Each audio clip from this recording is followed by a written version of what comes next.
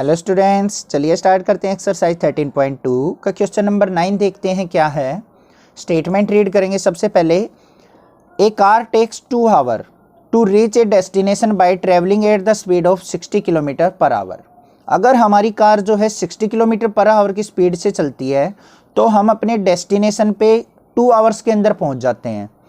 How long will it take when the car travels at the speed of 80 kilometre per hour. कितना time लगेगा अगर हमारी car 80 kilometre per hour की speed से चले। अब स्पीड ज़्यादा होगी कार की तो टाइम तो कम लगना है, ऑब्वियसली बात है, हमें पता है, जनरल लाइफ का क्वेश्चन है। तो ये क्या दिख रहा है हमें, इनवर्स प्रोपोर्शन में। ठीक है, तो अब हमने क्या निकालना है, टाइम निकालना है। तो उसको क्या कर लेते हैं, एज्यूम कर लेते हैं। तो क्या लिखेंगे, लेट नंबर ऑफ आवर्स,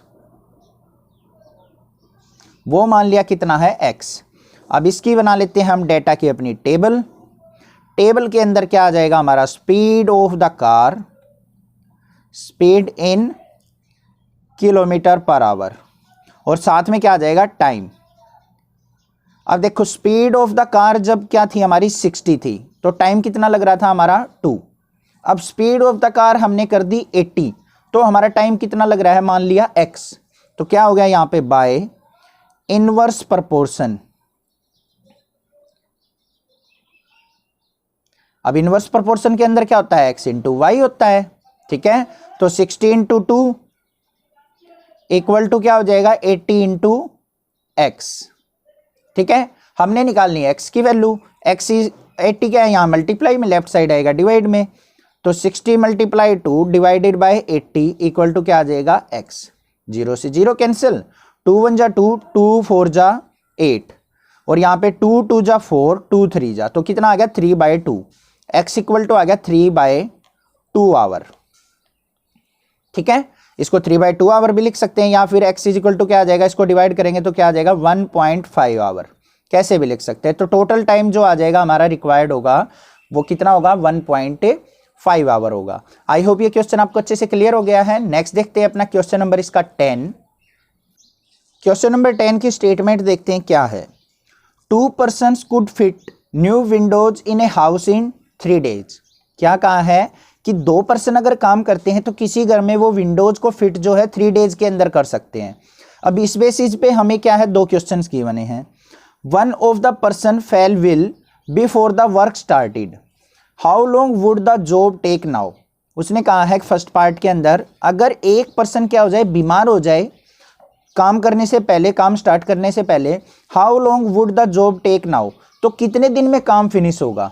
अब पर्सन्स कम हो गए तो डेज ज्यादा लगेंगे, तो इनवर्स प्रोपोर्शन है। फर्स्ट वाले पार्ट को हम देख लेते हैं कैसे करेंगे। यहां पे क्या करेंगे, let number of days x। Table बनाते हैं अपनी। टेबल के अंदर क्या है हमारे, पर्सन्स और डेज।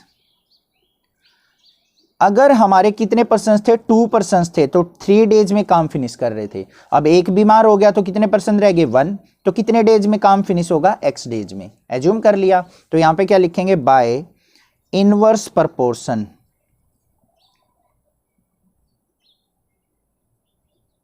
तो इनवर्स प्रोपोर्शन से क्या करेंगे, क्या होता है x इंटू वाई, तो 2 multiply 3 equal to 1 multiply x। 2 3 जा क्या हो गया 6 equal to x multiply 1x। तो x इक्वल टू 6 आ गया, तो हमारे पास क्या आ जाएगा, नंबर ऑफ डेज रिक्वायर्ड, कितने आगे, 6 days. This is the answer of our first part. I hope आपको अच्छे से क्लियर हो गया होगा। नेक्स्ट देखते हैं इसका सेकेंड पार्ट क्या है। How many person would be needed, हमें कितने पर्सन चाहिए to fit the window in 1 day. अगर हमें अपनी विंडोज को 1 दिन के अंदर ही फिट करवाना हो तो यहां पे भी क्या करेंगे, हम अपनी पहले टेबल बना लेते हैं।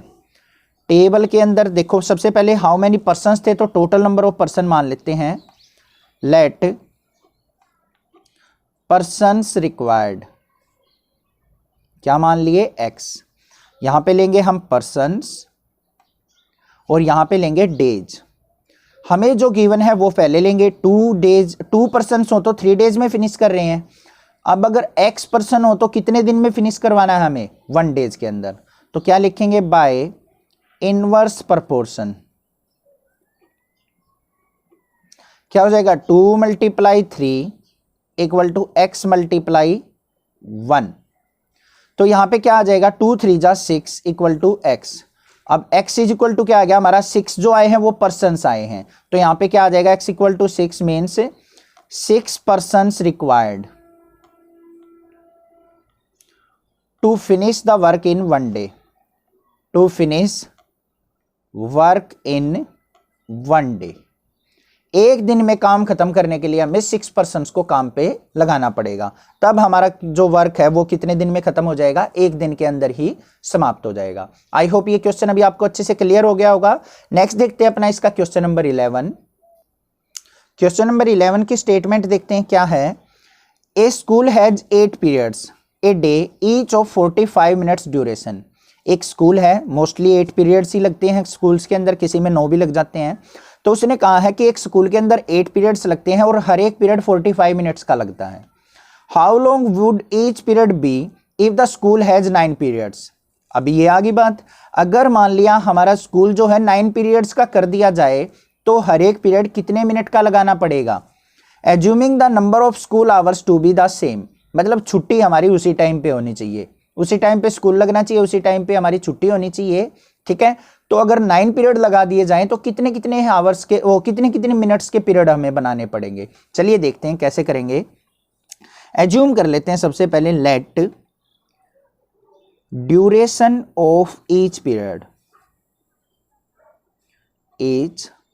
पीरियड वो मान लिया x मिनट, ठीक है। अब यहां पे क्या करते हैं, अब पीरियड ज्यादा हो गए तो मिनट्स तो कम हो जाएंगी, तो इनवर्स प्रोपोर्शन है।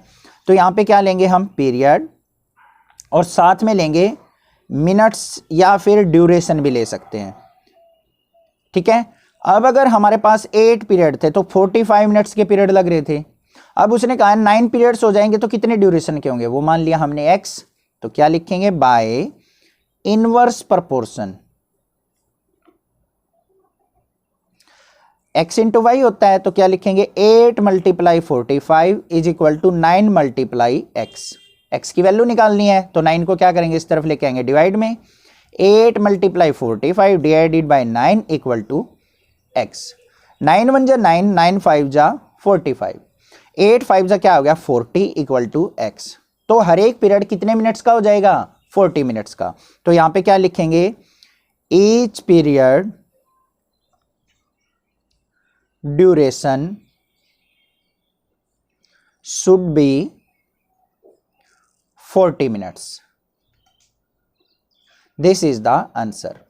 आई होप आपको अच्छे से क्लियर हो गया होगा ये क्वेश्चन भी। कोई भी डाउट अगर आपको किसी क्वेश्चन में लगता है तो आप मुझे कमेंट कर सकते हैं, अदरवाइज इस चैनल को सब्सक्राइब करना ना भूलें। अपने क्लासमेट्स को जरूर बताएं क्योंकि आने वाली क्लासेस की वीडियो आपको इस चैनल पे मिल जाएंगी। Thank you students for your love and support. Thanks.